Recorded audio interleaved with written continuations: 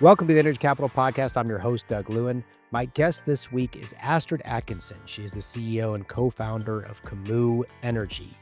The conversation was a really great one. We got into one of my favorite topics these days, which is how can data centers coming onto the grid actually increase the reliability of the grid and improve affordability for customers. So we talked a lot about data centers potentially actually creating funds to get demand reductions and demand flexibility in people's homes and businesses that would put money back into their pockets while strengthening the grid, giving data centers speed to power. We talked about particularly the DSO model, distribution system operator model, and what that might mean in the United States. These are common in other parts of the world, but we really don't have designated entities in the US that are DSOs. We talked about intelligent automation and how processes being automated can actually make it easier for human operators. The economics of DERs, distributed energy resources. So much of the value of DERs is the potential reduction in cost in the distribution system. Transmission distribution utilities have so many different investment opportunities, but how do you prioritize those to make sure that you are rate basing the most important ones for reliability and expansion and all of the things that we need, while also ensuring that where distributed energy resources might defer or even make unnecessary the need for additional investment, that you are tapping those distributed resources. We even got into ERCOT's demand response proposal, which is live right now at ERCOT, the ADER pilot in Texas. We covered a whole lot. Astrid is incredibly smart, brings a wealth of experience to this area, and really enjoyed spending this hour with her. I hope you'll enjoy it as well. Please like, rate, and review this wherever you listen to your podcast. Share it with friends, family, and colleagues. And thank you so much for listening. Astrid Atkinson, welcome to the Energy Capital Podcast. Hi, it's great to be here. So excited to have you here. I'm so excited to learn from you. You are a wealth of knowledge on so many of the issues I love to talk about and work on. Why don't we just start, if you would, just tell the audience a little bit about yourself and Camus, and also your background coming out of Google and how your work there kind of informed what you're doing now.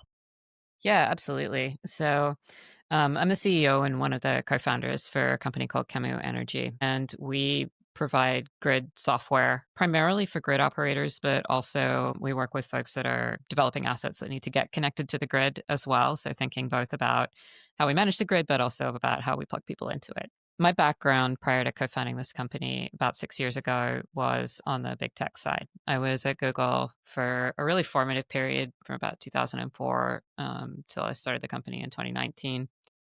And that was a period of time during which Google and the tech industry went through a really massive period of growth and just a fundamental change in how we think about software, the role of software in the world, and also the physical infrastructure that we use to provide that. So I was really fortunate to be part of the original push towards data center scale computing and cloud scale computing when that was being invented. I was part of the team that helped build the internal cloud that powers all of Google's public-facing products today. And in particular, I spent the majority of my career there in the team called Reliability Engineering, which deals with basically the interface between physical and built infrastructure, so data centers, networks, et cetera, the computers and servers that actually do work for software systems, and then the software and data infrastructure that we use to operate and manage those. My team was responsible for about 5 years for Google's public-facing web presence, Google's homepage.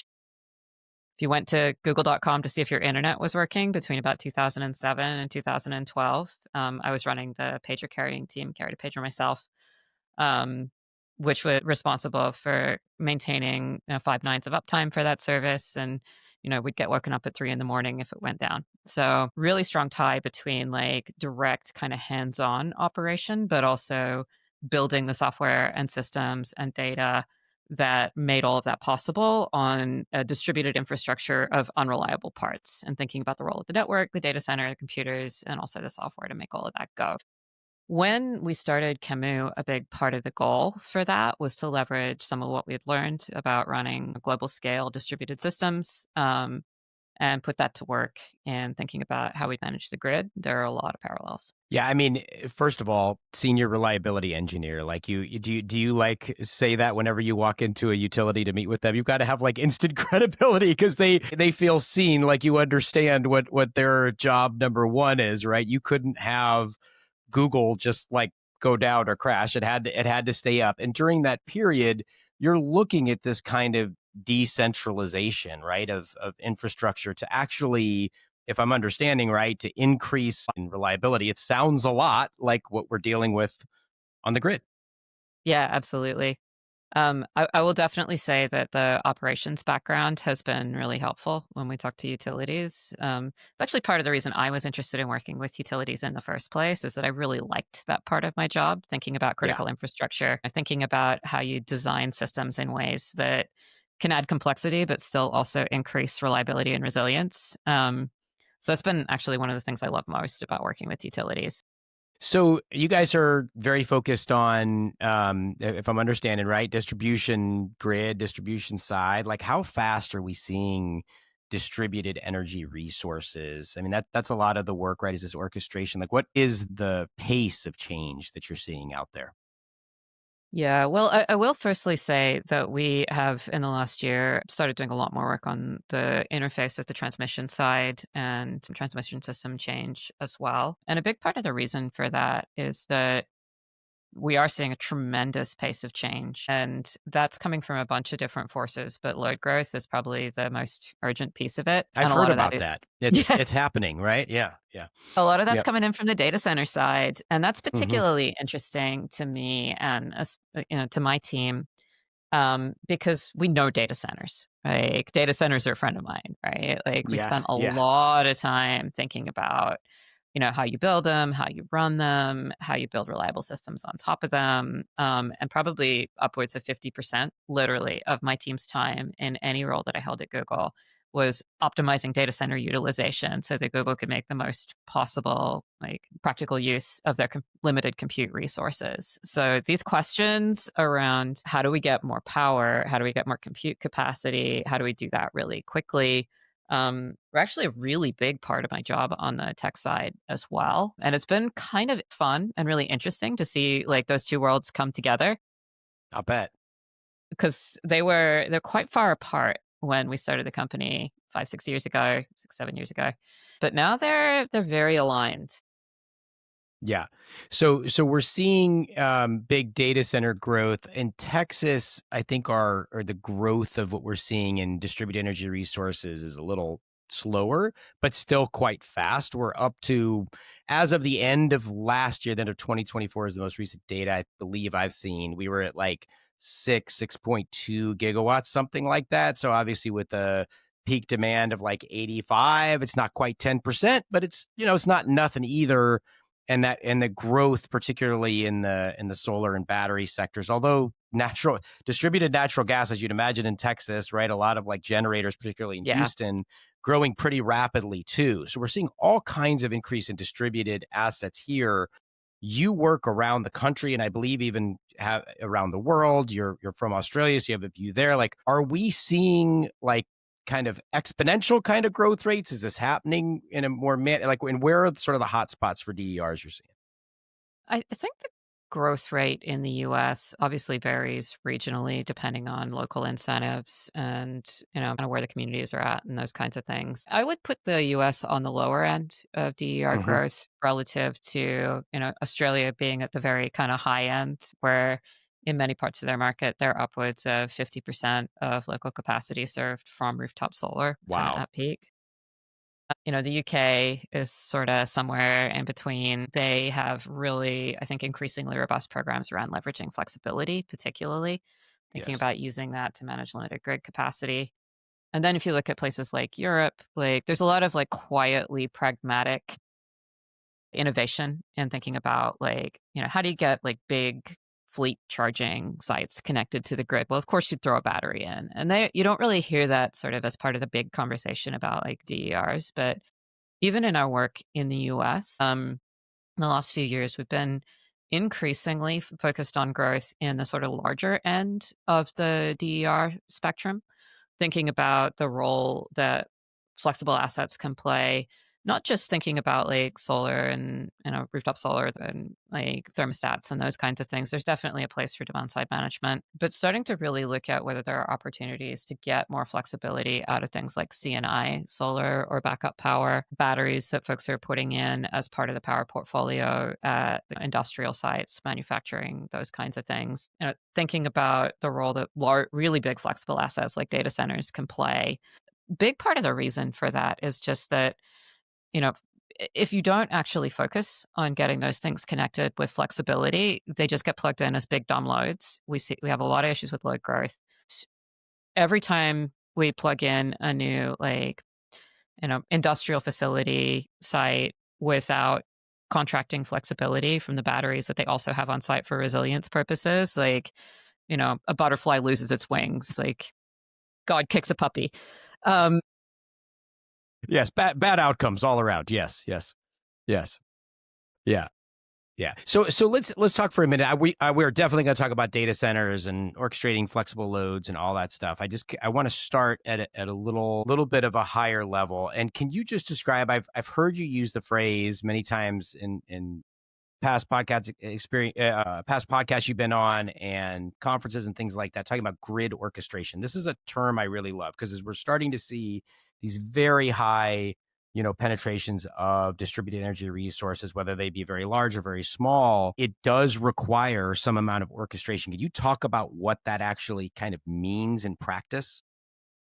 Yeah. So, in its broadest sense, the idea of orchestration is the idea that there should be mechanisms for managing supply and demand in something like real time, used broadly at all levels of the grid. And so, when we think about the mechanisms that we have for managing supply and demand on the transmission side, those are pretty mature and pretty robust. In a lot of ways, what an ISO is doing is basically orchestrating those things day ahead in real time to make sure that we've got On reliable the power supply supply. side.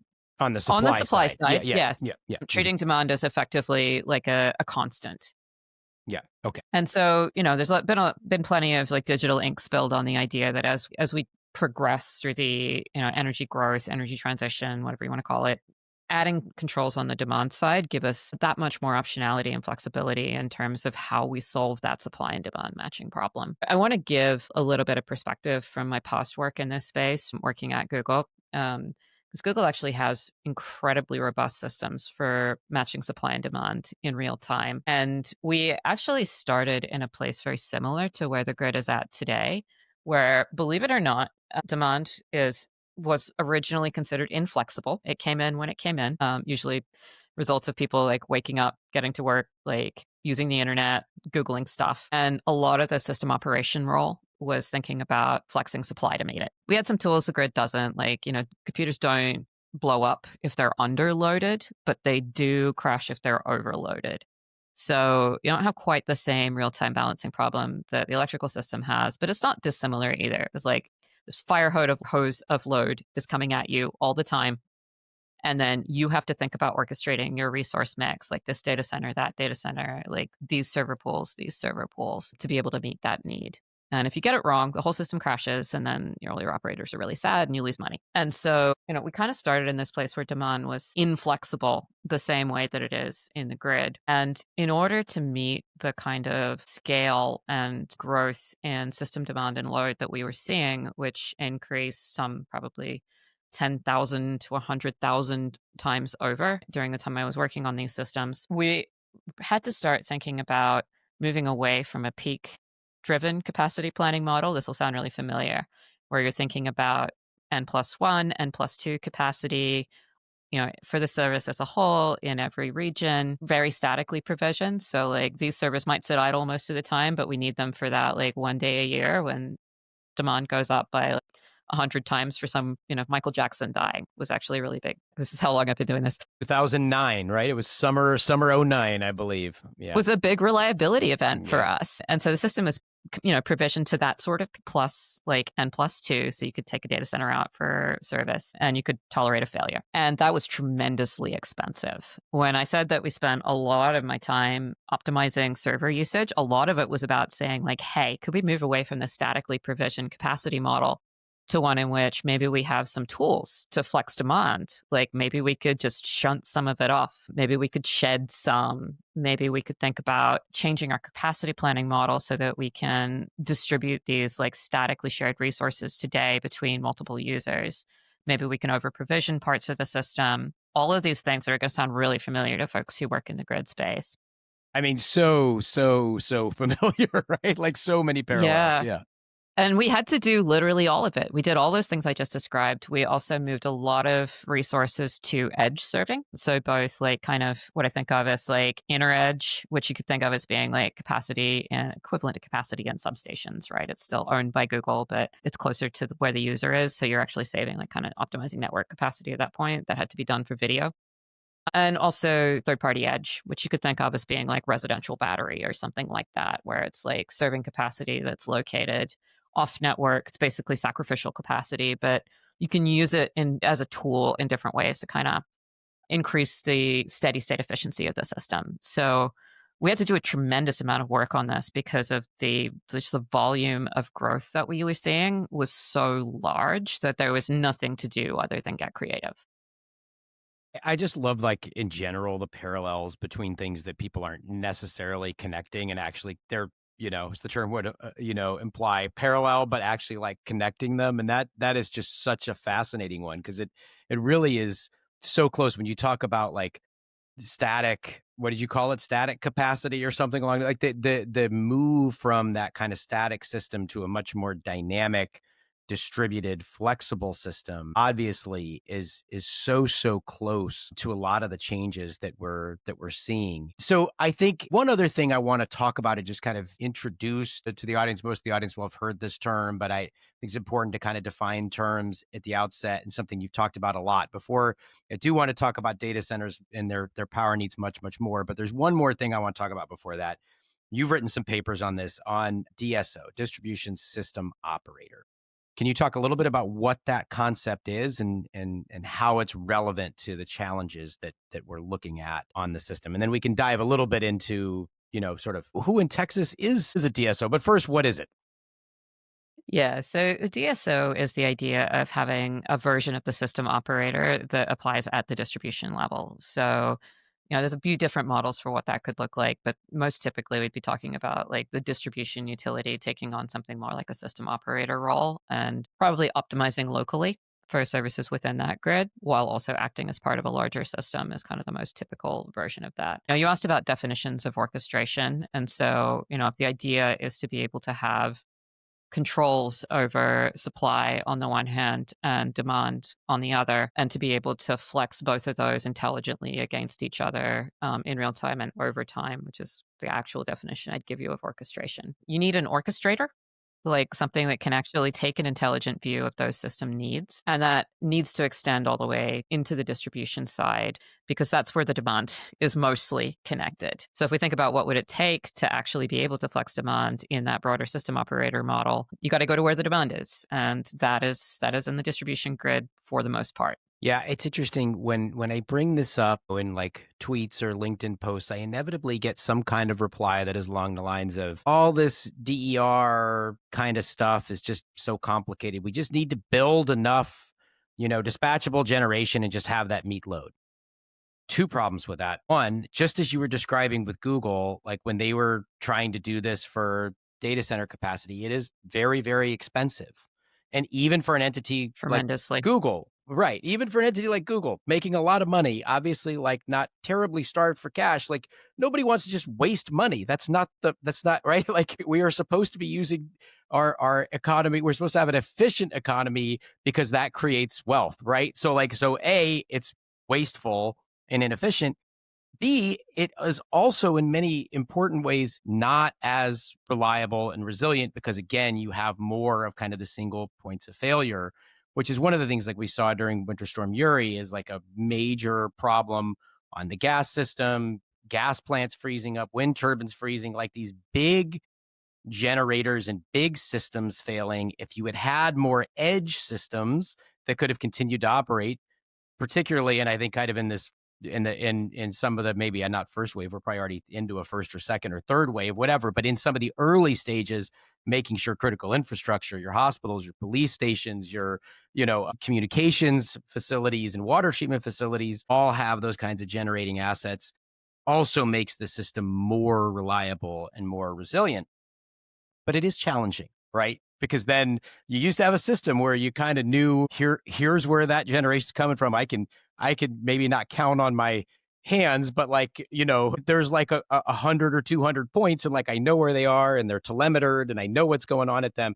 And now you're talking about this world where there's millions. So we don't want to minimize the challenge, but if we do it right, if we get that orchestration piece right, we can have a lower cost, higher reliability system. Correct? Absolutely. And so firstly, the goal, I think it's really important to keep that goal centered, that we want a low cost, high reliability system. And so there's going to be a bunch of choices about how we operate it that comes from that. But it's certainly true that adding more local storage capacity that's co-located with loads is a big way that we get that. I went through this myself. I'm in an area of California that saw a lot of power outages over the last number of. We had one year that was so bad that we had 45 days of power outage. Good between Lord. New Year's and March 3rd. You're in PG&E service territory, I take it? I am, but it's also Yeah. a particularly challenging mountain region. And I will say in PG&E's favor that the reliability profile is improved, but also I own batteries now. Yeah. Like many of my neighbors and many of your neighbors, Yeah, sure. one set of experiences with that kind of outage, even as a household, is enough to motivate investment in local storage. And when you look at that from the perspective of folks who have a real obligation to the community, or there's public infrastructure that's dependent on having power, like water treatment facilities, emergency response, those kinds of things. They really kind of have an obligation to look at investing in those resilience capabilities. And so in some ways, yes, that makes the grid more complex, but on the other hand, that's a complexity that we must embrace. But the good news is that if we think about it from a system design perspective, that also provides us with all of these extra tools to think about increasing reliability for the system as a whole. So, you sort of talked about the complexity of adding all this stuff, all these points of control. How do we think about managing them?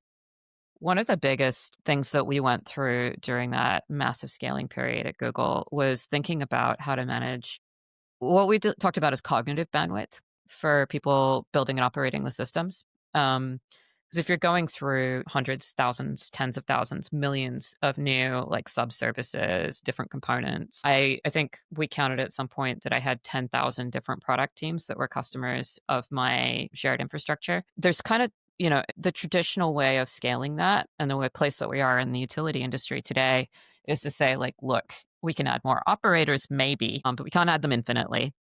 Maybe we can put a halt to the complexity, but the only real way to cope with that is thinking about better tooling for the people building and operating within the system that manages that complexity down. And so there's a really important critical role for intelligent automation within this system that is going to make it possible to deal with that kind of scale. The scale that's coming into the grid is significant, but it's not the only place we've ever dealt with this problem, right? There are a lot of parallels to things we've dealt with within the kind of broader tech space. We have the technology. We don't have the technology necessarily within the grid landscape today, but this is a tractable problem. We can get this done, but thinking about it from the perspective of managing that complexity so that human operators can continue to reason about the system and make good human decisions, I think is a really useful lens when we think about what kinds of solutions are most helpful. I mean, I think what you're talking about, and tell me if you were going in a different direction, I just missed it. But I think what you're talking about effectively is using AI as a tool to make things better.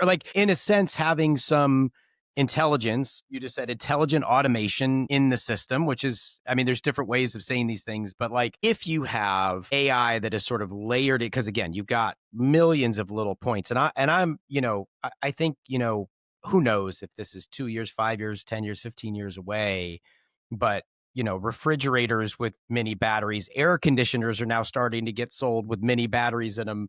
We've already got in Texas, and we're like way behind other states on EV adoption, though EV adoption is happening here at a fairly good clip. I think we're up to like 400,000 vehicles, which is probably something like 25 gigawatt hours of batteries rolling around in four wheels in the state of Texas. Like, trying to coordinate and orchestrate all that stuff basically needs to be done in an automated way, enhanced by artificial intelligence with a human, with some human. Okay, go ahead. Yes, please correct me. Yeah. So I actually want to put a pretty heavy caveat on the role Okay. of actual AI in the sense that people are thinking about it when they talk about that today, in appropriately intelligent automation, for the big reason that the AI technologies that are really exciting people at the moment and driving a lot of this like load growth and that people think about when you say AI, really mostly LLMs, they're large language models. And there's a lot of things that people mean when they say AI. LLMs are not particularly useful for these types of operational problems because they make shit up. Sorry, you might have to edit that. They make things up.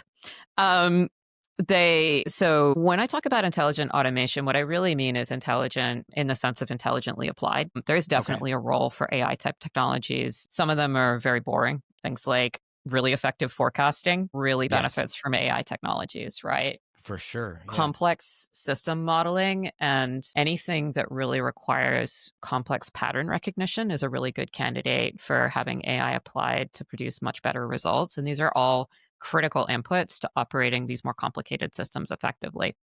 There's also a really important role for applying intelligently considered system design in the sense that you can add relatively simple local automation that makes the big problem a lot easier. So, for example, the challenge of building a centrally managed, centrally monitored, centrally controlled orchestration system that both manages transmission system capacity and your fridge, it's a very big one. Yes. That's not Yes. something that's easy to sort of do well in one central system. But if you take a slightly different view on that and say like, hey, maybe the fridge's job is managing the fridge. Maybe what we need to do is give that fridge enough inputs just to know, like, is there going to be a storm such that you need to charge your battery ahead of time instead of like Yeah. operating in a steady state, just like charge and discharge? Now the job of the fridge is handled. Likewise, household level controller can reply to that and can respond to that sort of signal. But if it's cut off from the central brain, the house will just do the right thing in that case. And again, a lot of parallels to the way that we thought about this in times of like data center scale computing. Like if a Google data center is cut off from the herd, it can continue to operate in steady state without access to the central brain by doing the last sensible set of, the last set of instructions that it got, which it gets periodically around how to distribute and serve load, is usually safe to operate on in the steady state under most circumstances for most services. And most disruptions are relatively short. You can rejoin the herd later and go do the right thing again. And so when we think about designing control systems, thinking about layers of abstraction, this gets back to your question in a moment of who takes the role of system Yep. operator and what does that look like, becomes Yep. really important. Because you can make this problem a lot simpler by taking a layer, kind of a layer cake view of it, right? Like your fridge battery manages your fridge, your house battery or control system manages your house.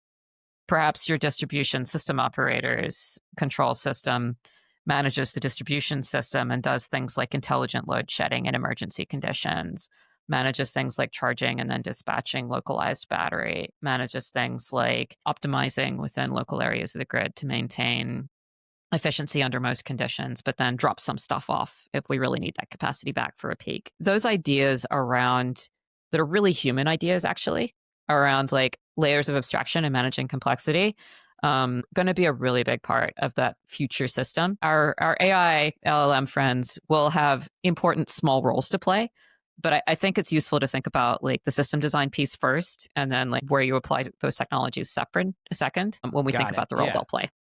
No, that makes a lot of sense. And really, there's different technologies that are going to be brought to bear, kind of a little bit on the different sides of the meter, I suppose, is kind of a. And are you? Is it fair to say you guys are at Camus are much more focused on kind of the distribution utility side of Yeah. the meter, because there really isn't.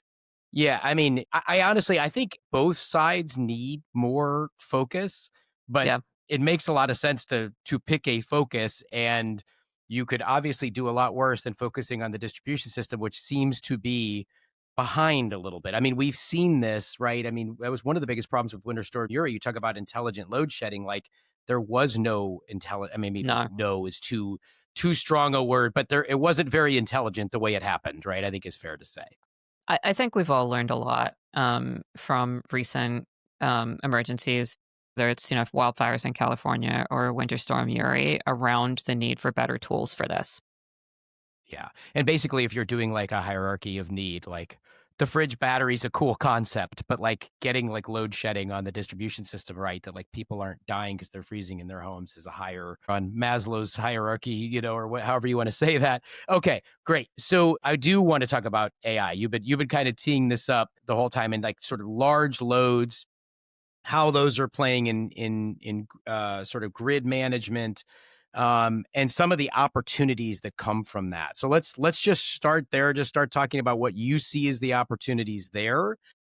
Yeah. And I have some ideas I want to bounce off you, but rather than lead the witness, why don't you start with what your ideas are, top off your head? Yeah.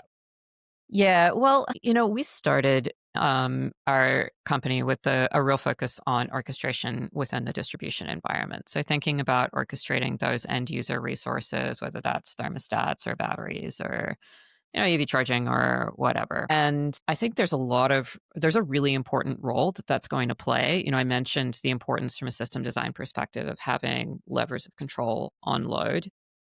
But one thing that makes it really hard in the market today is that the economics are just really not exactly there in most utility markets and regions to actually be able to pay for those flexibility services in a way that incents their creation, maintenance, and growth at very large scale. Like most regions will have some sort of demand response program. It kind of pays for you to flex 2 to 10 times a year. That is actually a really big help to the grid, but it doesn't really provide the sort of financial incentive that you would need to get like everybody signed up, nor does it really provide like opportunities for system optimization. That would allow the kind of really rich set of control points and kind of efficiencies of scale that let you do things like optimize substation utilization by turning all the knobs. That's been like an industry goal for so long, and we're just not there. And a big part of the reason for that is that the economics aren't there either. We've done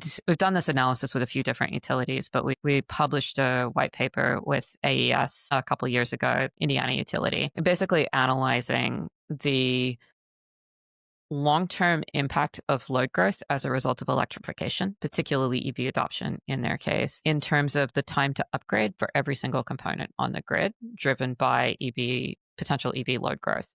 Like when would you have to upgrade the conductor, the transformer, the substation, et cetera, for every component, with the intention of effectively quantifying like, okay, well, if you could manage the growth, could you avoid the upgrades? How long? And what would you save if you did? And that was really intended to kind of get at this core question about like, what is the value of flexibility? And is there more out there than we can reach through demand response type programs today? And what we found in that analysis was that about 3/4 of the value of demand flexibility is locked up in basically capital deferral. There is a tremendous amount of value in being able to manage load growth, even down to the very edges of the distribution system, in terms of like not having to update every transformer over the next 5 years, if you can manage those additions. And that's cool. That could inform, different programs that potentially incent people to participate in VPPs, demand flexibility programs, all of those sorts of things. But boy, we're just like nowhere close to being able to do No. that in most utilities today. Like this is a pipe dream as it stands for most utilities today. There's not a regulatory structure that really supports that kind of incentive. So we're sort of stuck with this place where it's like, okay, you can pay like pennies for demand response, and then you have to pay something to the software provider and then to the VPP operator and then back to the people who participate. And it's just like not there. And this is all a long way of saying that if you could figure out how to unlock the value that that flexibility provides from a poles and wires perspective, we actually might be able to use it in the way that it could be used. And so this is where I think the data center boom and large load additions are really interesting. And this is like kind of a long way around to that. But It we, is so worth the journey. Take your time. That's the beauty of podcasts. We're in no yeah. hurry, Astrid.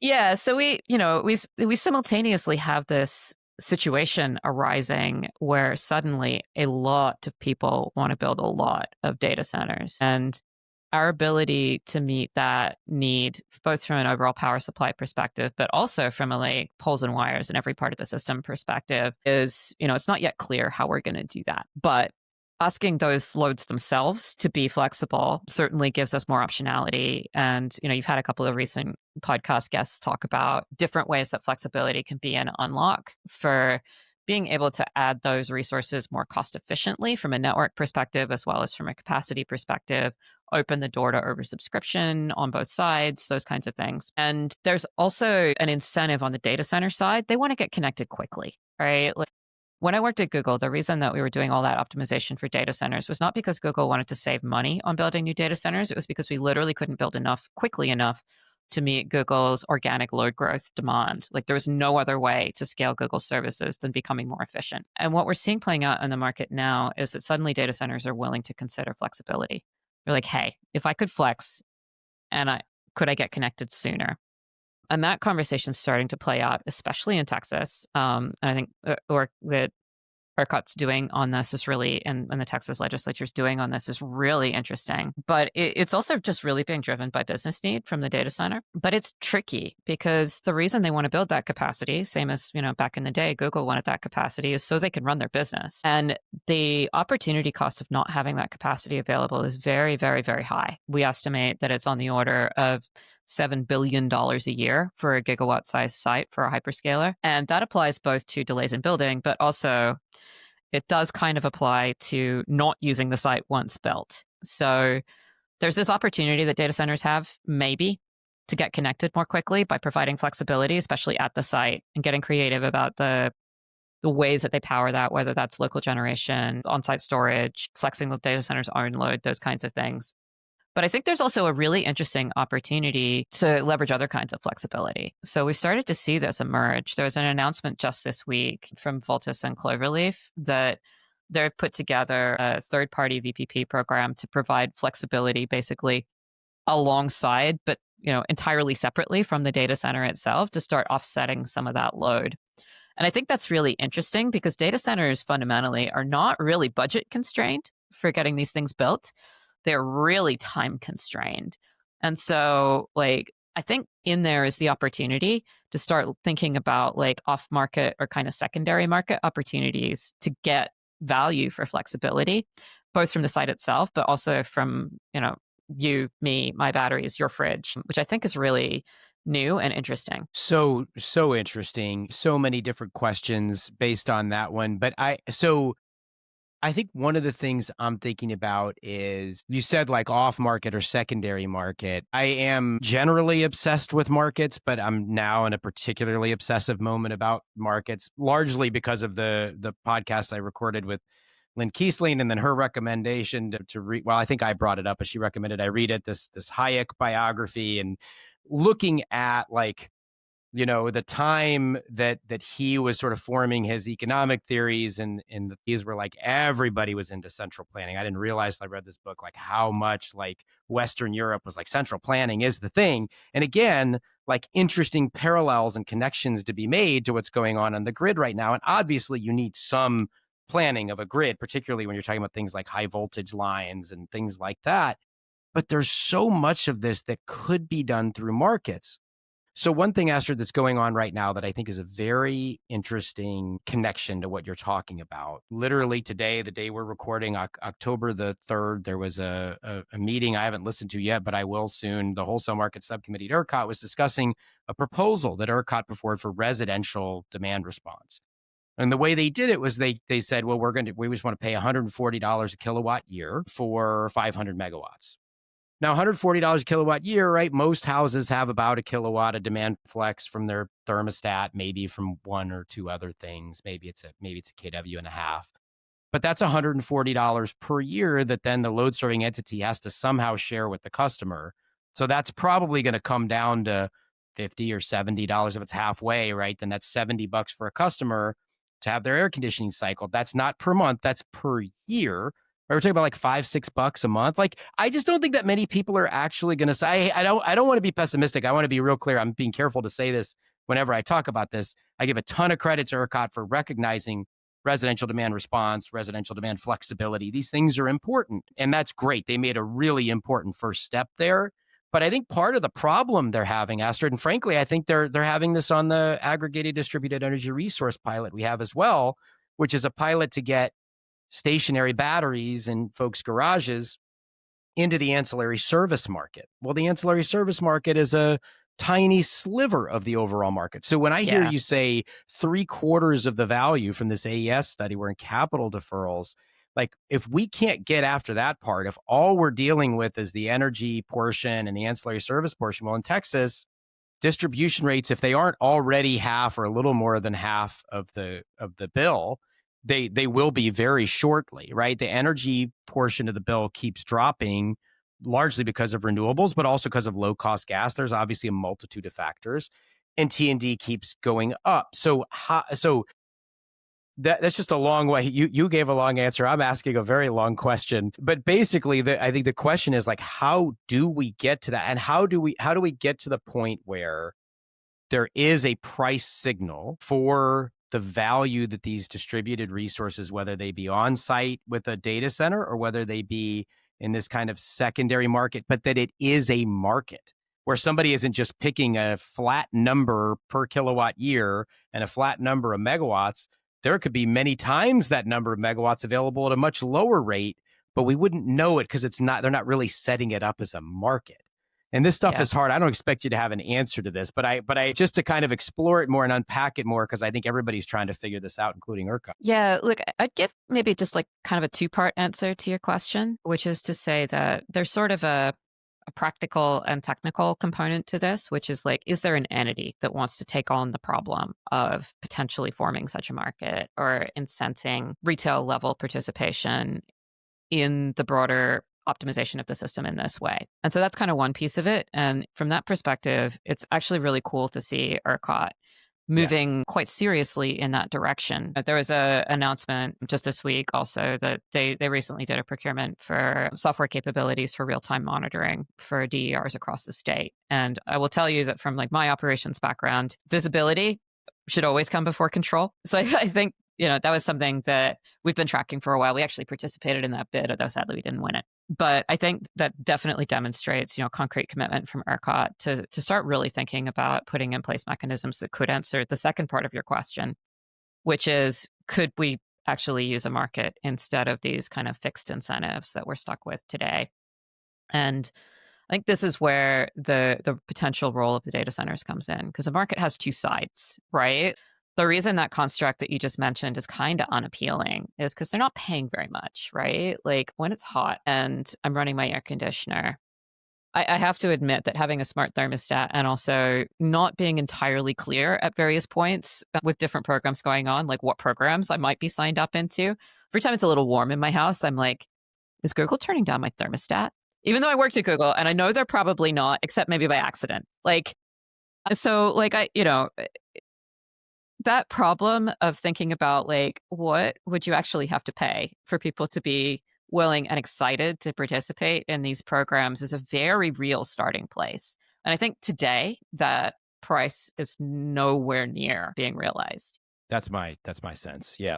Yeah. But, markets typically do have two sides. Like, what would a hyperscaler bid to be able to, in the broadest sense, like potentially connect a load that otherwise would have to wait 5 to 7 years because they're, buying gas turbine parts or waiting for a large transmission system build out or something like that. We know that in some cases, folks are willing to think about flexing their own loads, but a lot of data centers will also say that that's not really feasible for them. Although I think that the rise of co-locating generation assets or flexibility provides tools even for the folks who don't feel like they can turn down loads. But there's kind of a toolbox of like mechanisms of flexibility where, maybe data centers are willing to really self-manage this within their own site, but maybe they prefer to just worry about their own stuff and tell somebody, pay somebody else to reduce their load. And that's where, it's not exactly getting to that capital deferral value of We still got to flexibility. It's figure a that part out. different I was just part thinking of that. the Yeah, value yeah, stack, yeah, yeah, yeah, yeah. maybe a new part of the value stack. But what you really have is this like ability to like turn opportunity cost into perhaps like a direct to consumer payment. Like if you had the data center bid into the other side of that and be like, look, I'm willing to offer $500 for, someone to flex a kilowatt year at this moment. Now that's more like a market. And I think that's really interesting. I love this for so many reasons. I mean, number one, affordability is a big, big, big deal, right? I mean, we are really, and Texas has fairly low rates, though our bills, just as a function of it being so hot, so many days of the year, even with low rates, our bills are quite high, and we are seeing. There was an article, I'll drop it in. I'll put it in the show notes so that if I get it wrong, people can look up exactly what it is, and I'll put it in there that I was wrong if I was wrong. But I think it was something like earlier this year, CPS Energy in San Antonio said something like 1 out of 6 of their customers was in arrear. Yeah. I mean, and that is not uncommon, right? NASUCA, the state utility advocates organization, had some similar numbers out last year. Like there's a real problem. So, and you have a system in Texas, it's different everywhere, but in Texas, you can really reduce your bills by moving your load around the 4 coincident peaks. And that's probably going to change. But there's also emergency response service. There's all these different ways that large users, Bitcoin mines, big industrial manufacturers, data centers can reduce their bills. There's a very small amount of residential opportunity there. So this would create that. This would help put money into people's pockets, help the data centers, especially those that for whatever reason can't really move their load around, or this is Care what about markets are. affordability. What's that? There's an argument to be made for actually caring about affordability and Yeah, overall yeah. system cost as well. Absolutely. Absolutely. And this is what markets are for, right? If you're a data center developer and you're like, okay, I'm going to put all this like backup gen and storage and all this stuff on site. But if the next increment of that costs more than whatever this other sort of distributed market is, and this other distributed market's putting money back into the pockets of people living in this state, and I know I need public support to be able to build these data centers, it just kind of one of those sort of like stereotypical wins. I do want to talk about the capital deferral part, but anything else you want to say about that before I go there? No, I mean, I would just say that, like, well, yes, actually, I would say that some of this is kind of speculative and forward looking. But the thing that I like about it is that there is a lot of motivation to get stuff done quickly in this space. And that's a little bit unique in the sorts of changes that we've been managing in the grid and kind of power industry more broadly. We've been talking about local markets for forever, but they haven't been strongly incented. And I think the thing that is potentially a little bit different about this moment is that there is a tremendous sense of urgency from those large loads. And so it's a multi part problem and a multi part solution, but starting to really kind of socialize and fix the idea that like flexibility requirements when they connect and flexibility opportunities to connect more quickly could unlock a lot of good is a really helpful thing to have in people's heads. Absolutely. So let's just extend that for just a minute to the distribution grid. So like you said, markets have to have like a buyer and a seller. So in the example you're giving there, the data centers could be the purchaser, could be the sort of counterparty. What I'm thinking about on the distribution side is starting to get to a system where, and this has been talked about a little bit at the legislature, particularly post-Barrel, where there were some discussions around like performance-based regulation and aligning the financial interests of utilities with the financial interests of their customers, of having the Public Utility Commission, maybe with some assistance from ERCOT as they're getting this, their GE Vernova comes on and starts looking at, getting them visibility to distribute energy resources, is to be able to stack up like what are the different investments you're making on the distribution grid. And to be very clear, distribution utility is still going to make a lot of money. Like the investor-owned utility is still going to, there's so much investment needed here. We're not having a death spiral discussion right now, right? I mean, No.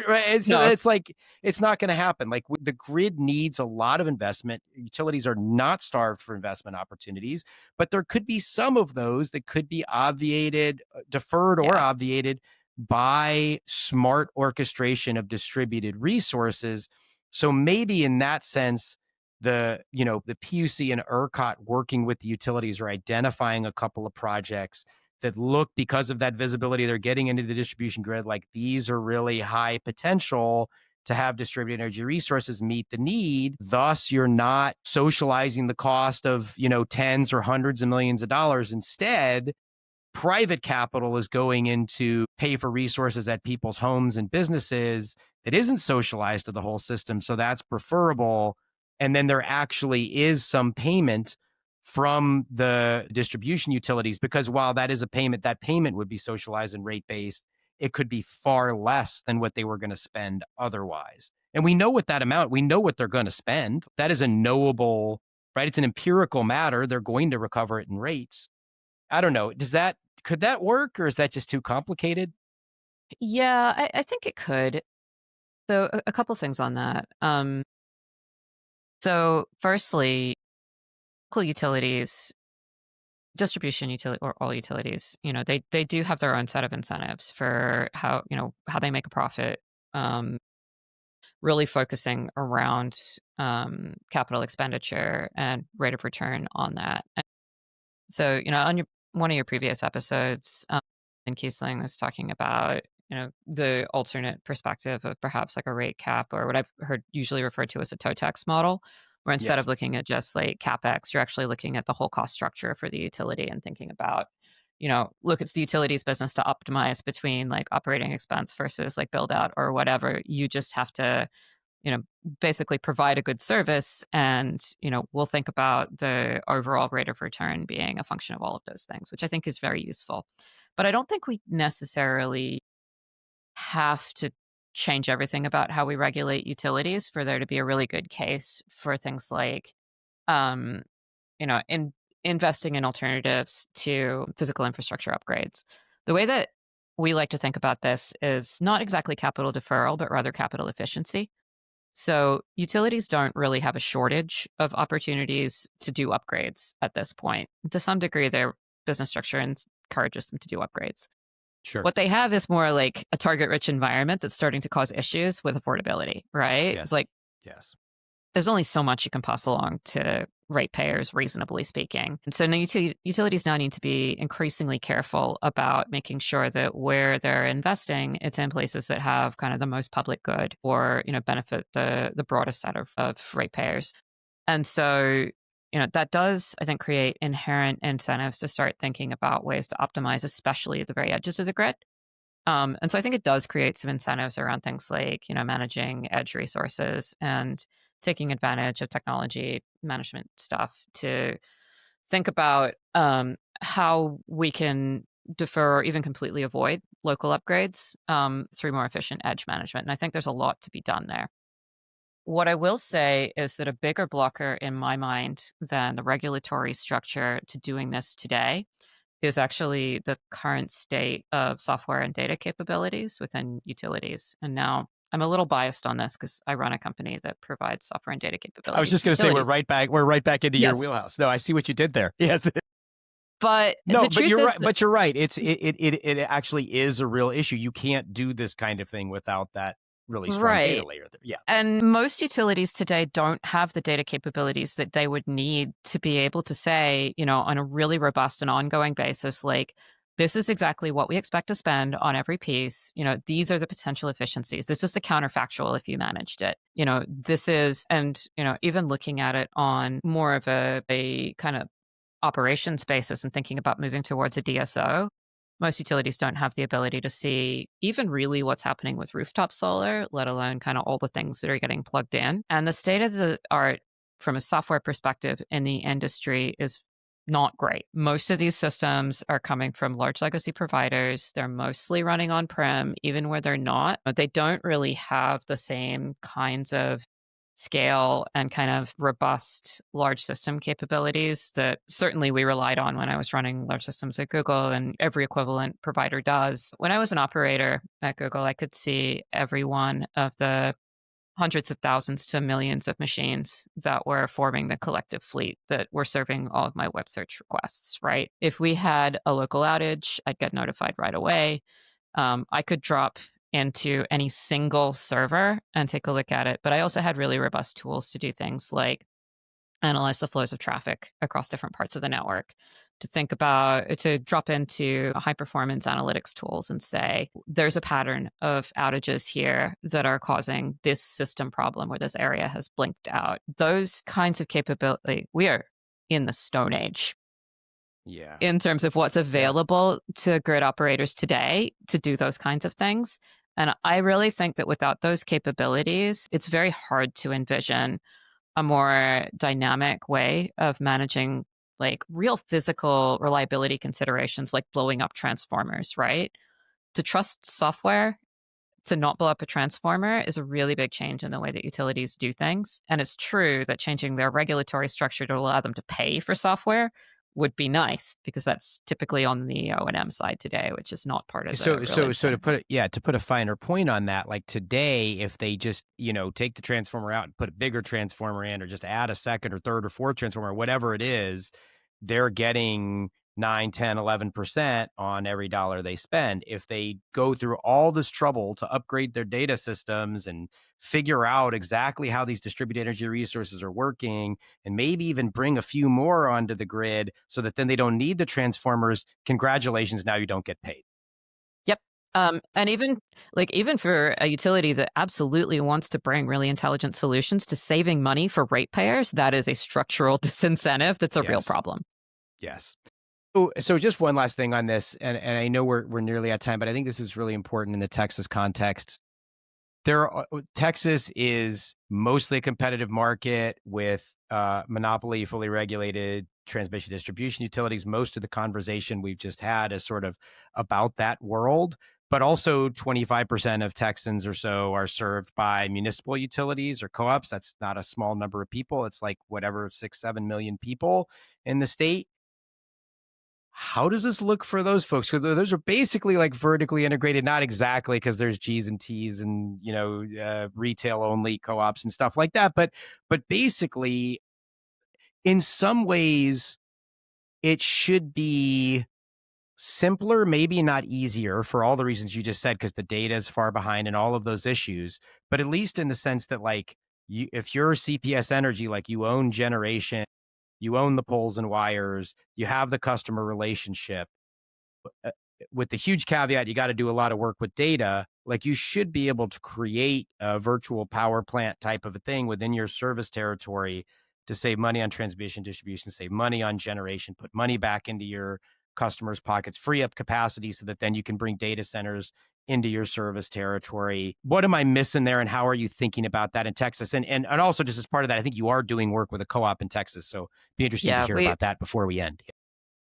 we currently do some work with a co-op in Texas in the Dallas area. And so I think the situation for the co-ops and munis is in some ways really rich with opportunity, and in some other ways, I think really difficult. We've done quite a bit of work with co-ops. We kind of got our start working in that part of the market because they actually do have quite a bit of flexibility because they are vertically integrated, and also because they have a very unambiguous charter within their community. They're nonprofits. They're really a lot of what they do is really directly tied to service to their member owners, and they have both the tools and the obligation to keep rates low within that.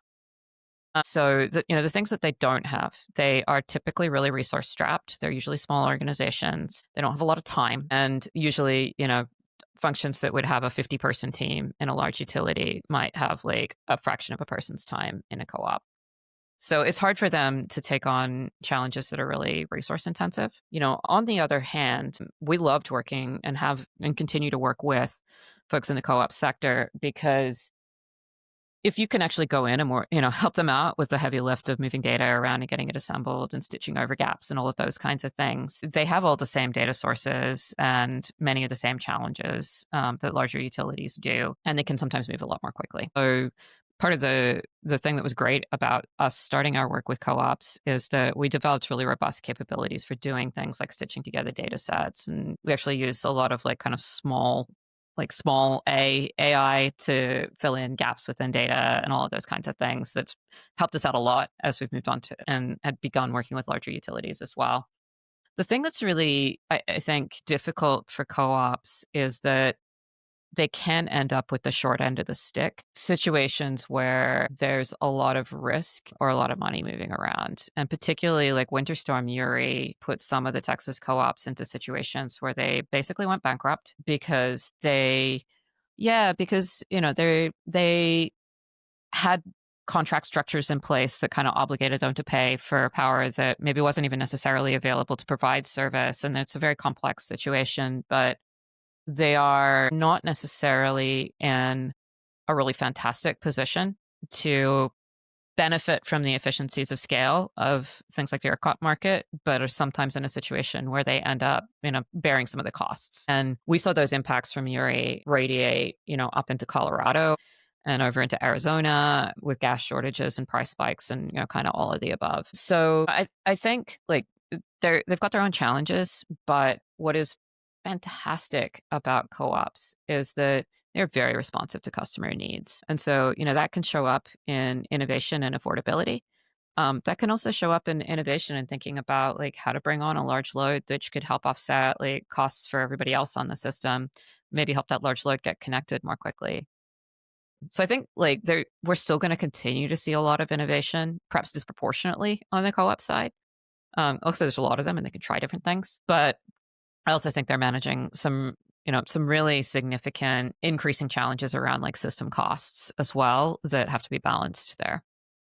Yeah, no, that makes sense. And I think it also speaks to why it might make more sense to have these distributed markets either linked to each other somehow or have like a broader market, because you could get a data center going to a co-op territory and you could get some residential or just distributed demand side reductions in that service territory, but it also may not have that large of a load, period. So like even if you offset 100% of the load, it might only be 100 or 200 Right. megawatts. So like, Honestly, yeah, the data centers that we're talking about dwarf most of the co-ops that I've worked with right. in terms of overall load. So we need to make sure that those folks, if there is some kind of market, this is a distributed market, they have a chance to participate and lower their Yeah. bills, period. Yeah, Right. and this And there might be others as well. So yeah. absolutely. And so Yeah. this is where I think ERCOT has a really unique position Yes. because, they are in a good position to do something like that. And they did, and we'll put a link in the show notes, announced just days before we recorded this, not only the data piece you talked about, but the launch of it's called GRIT. I forget what the acronym is, but it's innovations and they're like research and innovation technology, something like that. And DERs were like, it was one of the first 2 or 3 things on their list of things they really want to get into. So I do think this is a really, really fruitful area and one we're going to see a lot of growth, a lot of dynamism in. I think, Astrid, you'll be at the center of it. Your like thought leadership on this, the leadership of your company, I think is really interesting, and I'm looking forward to keeping in touch with you and learning more about the company as it grows. Before we end, is there anything that I should have asked you that I didn't, or anything else that you just like to say in closing? Is there anything else you'd like to share with the audience in closing? No, look, I think it's a really interesting time in the industry today, and I think we're likely to see a lot of changes in the next couple of years. So, there's really, I think, never been a more exciting time to be working in this industry. I'm really happy to be part of the conversation. Thanks for having me on the show. I really appreciate it. Yep. Thanks for all you do. Thanks, Astrid. Appreciate you. Thanks for tuning in to the Energy Capital Podcast. If you got something out of this conversation, please share the podcast with a friend, family member, or colleague, and subscribe to the newsletter at douglewin.com. That's where you'll find all the stories where I break down the biggest things happening in Texas energy, national energy policy, markets, technology policy. It's all there. You can also follow along at LinkedIn. You can find me there, and at Twitter, Doug Lewin Energy, as well as YouTube, Doug Lewin Energy. Please follow me in all the places. Big thanks to Nathan Peavy, our producer, for making these episodes sound so crystal clear and good, and to Ari Lewin for writing the music. Until next time, please stay curious and stay engaged. Let's keep building a better energy future. Thanks for listening.